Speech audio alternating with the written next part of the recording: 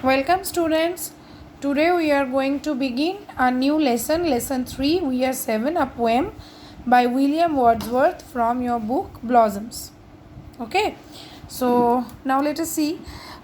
William Wordsworth, इनका जन्म 1770 में हुआ था और he died on 1850 और ये नेचर के ऊपर यानी प्रकृति के ऊपर लिखाई करने वाले कविताएं लिखने वाले सारे महत्वपूर्ण कवियों में से बहुत एक जाने माने थे। उनका जो लेवल था, उनका जो पोजीशन था बहुत ही हाई था। He was one of the greatest poets. और ये रोमांटिक पीरियड अंग्रेजी साहित्य के इतिहास को कुछ पीरियड्स में बांटा जाता है, उनमें से एक है रोमांटिक पीरियड। तो वो इस रोमांटिक पीरियड के एक मुख्य कवि थे। उनके कुछ जाने माने कविताओं का नाम देखो यहाँ पर दिया गया है। Prelude, daffodils, Tintern Abbey, ode to duty, upon Westminster Bridge, ये सारे ठीक है। और इन्होंने अपना जीवन जो है इंग्लैंड के लेक डिस्ट्रिक्ट इलाके में बिताया। और ये थोड़ा एडिटेड पोएम है जिसका नाम है ईयर 7, थोड़ा आसान करके यहाँ पर दिया गया है। देखो, a simple child that lightly draws its breath and feels its life in every limb, what should it know of death? एक बच्चा जो सांस लेना ही सीखा हो और अपने हर मोमेंट में, हाँ, तो उनका जो वो अपने हर मोमेंट में अपने हर पैर बोलो, हाथ बोलो, जो भी है, अपने हर पार्ट्स ऑफ बॉडी में वो जो है लाइफ, ज़िंदा फील करना, वो फील करता है, लाइफ फील करता है, जीवन का फीलिंग आता है। वो मृत्यु के बारे में क्या जानेगा? मृत्यु के बारे में जानने के लिए थोड़ा मैच्योर होना पड़ता है, थोड़ा बड़ा होना पड़ता है। एक छोटा सा बच्चा जो अभी सांस लेता हो या फिर जिसके हर क्षेत्र में शरीर के हर अंश में जिसको जीवन का एहसास हो रहा हो, वो मृत्यु के बारे में नहीं जान पाएगा।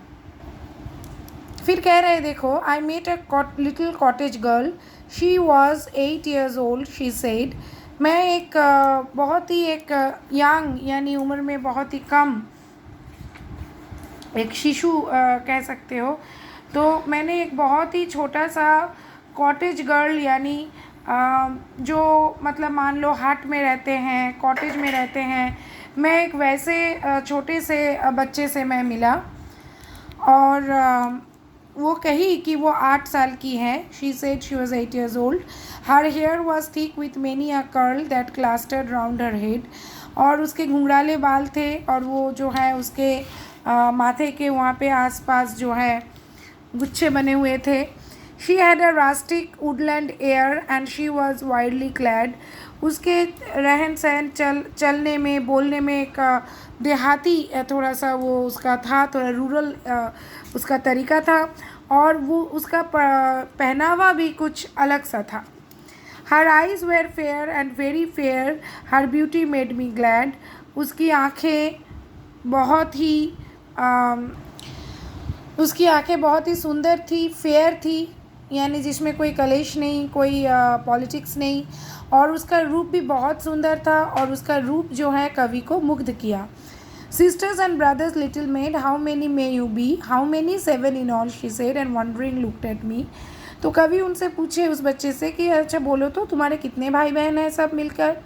तो बोले हाउ कितने? हम लोग सब 7 हैं, 7, वो बोली। और वो थोड़ा थोड़ा अजीब से वो देखने लगी कि ये ऐसा क्यों पूछ रहे हैं। And where are they, I pray you tell? She answered 7 are we and 2 of us at Conway dwell and 2 are gone to sea. तो देखो ये हिसाब देखो, अब तुमको उत्तर मिलेगा कि कवि ये क्यों कह रहे हैं कि बच्चों को मृत्यु के बारे में कुछ पता नहीं। तो बच्ची जो है वो बोलती है कि अच्छा कहाँ कहाँ है, रुको, हम लोग तो 7 हैं, हम में से 2 जो है कॉनवे एक जगह है वहाँ पे है और 2 जो है समुंदर में हैं। 2 of us in the churchyard lie, my sister and my brother, and in the churchyard cottage I dwell near them with my mother. देखो, अगर 2 चले गए कॉनवे में, 2 चला गया समुंदर में, तो हो गया 4। और फिर कह रही है कि हम में से दो, एक सिस्टर और एक ब्रदर जो है वो चर्च के आंगन में लेटे हुए हैं, और मैं जो है चर्चयार्ड के अंदर जो एक हट है, छोटा सा कॉटेज है, वहाँ पे मैं अपने माँ के साथ रहती हूँ। डुएल यानी रहना, तो वहाँ पे मैं रहती हूँ। तो देखो क्या हुआ, 2 गए कॉनवे, 2 गए सी यानी 4, और एक वो जिंदा है यानी 5 जिंदा है। और ये देखो यहाँ पे कहा जा रहा है कि 2 जो हैं वो कब्र में लेटे हुए हैं चर्च के आंगन में। लेकिन ये जो है, हम लोग क्या करते हैं ना, जो गुज़र जाते हैं फिर तो हम लोग उसको जिंदा लोगों के गिनती में नहीं लाते हैं, उन लोगों को, मृत लोगों को। लेकिन ये बच्ची है, इसको इसके बारे में मृत को नहीं लाना है, उनको अलग कर देना है, ये सब नहीं पता। उनके लिए ये दोनों भी हैं। हाँ, जैसे ये दोनों हैं कॉनवे में, ये दोनों हैं समुंदर में, वैसे ही ये दोनों यहाँ पर लेटे हुए हैं। लेकिन इस बच्ची के लिए, ऐसे छोटे बच्चे के लिए मृत्यु का मतलब मिटा देना जीवन से, उनका अस्तित्व चला जाना, उनको गिनती में नहीं लाना, ये इनके दिमाग में नहीं आता है। कभी उनको समझाने की कोशिश करते हैं। देखो, You say that 2 at Conway dwell and 2 are gone to sea. Yet year 7 I pray you tell, sweet maid, how this may be. वो कहते हैं कि तुमने कहा कि 2 कॉन्वे में हैं, 2 समुंदर में हैं, फिर भी तुम कह रहे हो कि तुम लोग साथ हो, ऐसे कैसे? क्योंकि कवि तो कवि है, कवि तो मैच्योर्ड है, इसलिए कवि जो है अपने हिसाब से सोच रहे हैं, उनको अपने हिसाब से वो सोच रहे हैं कि अरे ये दोनों तो है नहीं, तो उनको गिनती में क्यों लाया जाए। Then the little maid reply, Then did the little maid reply, 7 boys and girls are we, 2 of us in the churchyard lie beneath the churchyard tree.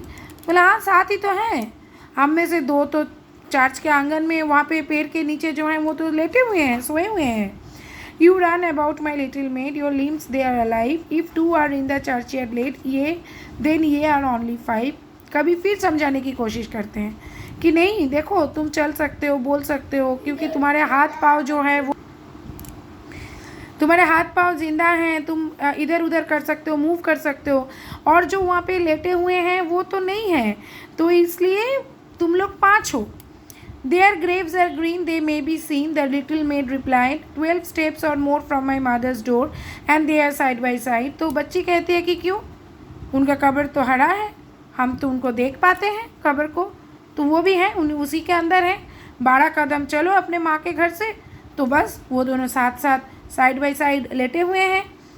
How many are you then, said I, if they 2 are in heaven. कभी फिर समझाने की कोशिश करते हैं कि अगर वो दोनों हेवन चले गए हैं तो तुम कितने बचे। Quick was the little maid's reply, O master we are 7। फिर से वो वही बात बोली कि आपको समझ में नहीं आ रहा क्या कि हम 7 भाई बहन हैं। But they are dead, those 2 are dead, their spirits are in heaven. आप वो एकदम सीधा बोले, लेकिन ये दोनों तो गुजर गए हैं, वो तो मृत हैं, तो उनका स्पिरिट्स, उनकी आत्माएं जो हैं हेवन चले गए हैं। It was throwing words away for still the little made would have her will and से ने वी आर 7। लेकिन ये बातें करना भी बेकार रहा, फिजूल रहा, क्योंकि अंत तक वो यही बोली कि हम जो हैं साथ ही हैं। तो चलो इस कविता को बहुत अच्छे से करोगी। फर्स्ट 4 स्टांजा थोड़ा याद करने का कोशिश करना, मेमोराइज़ करने का कोशिश करना, क्योंकि मैं थोड़ा ओरल लूँगी कमिंग वीक्स में। चलो एक्टिविटी 1 हम लोग करते हैं। The little girl whom the poet met was 8 years old. The girl lost a brother and a sister. The distance between her house and the burial ground was 12 steps. True false बताना है और supporting answer भी देना है। The little girl was good looking, हाँ ये true है, क्योंकि देखो यहाँ पर सपोर्टिंग स्टेटमेंट में यहाँ पर her beauty made me glad, ये होगा। नेक्स्ट देखो यहाँ पर 5 of our brothers and sisters were dead, no ये फॉल्स है, क्योंकि देखो यहाँ पर दिया गया है 2 of us in the churchyard lie, my sister and my brother, ये सपोर्टिंग स्टेटमेंट में लिख देना है। The graves were covered with green grass, ये ट्रू है, क्योंकि देखो यहाँ पर कह रहे हैं there graves are green, they may be seen, तो ये हो गया सपोर्टिंग स्टेटमेंट। ठीक है, तो आज हम लोग यहीं तक करते हैं। नेक्स्ट वीडियो आएगा, बहुत जल्द आएगा, जिस वीडियो में हम लोग नया चैप्टर यानी इसके बाद वाला चैप्टर लेसन 4 हम लोग शुरू करेंगे। सो नेक्स्ट वीडियो तक गुड बाय स्टूडेंट्स।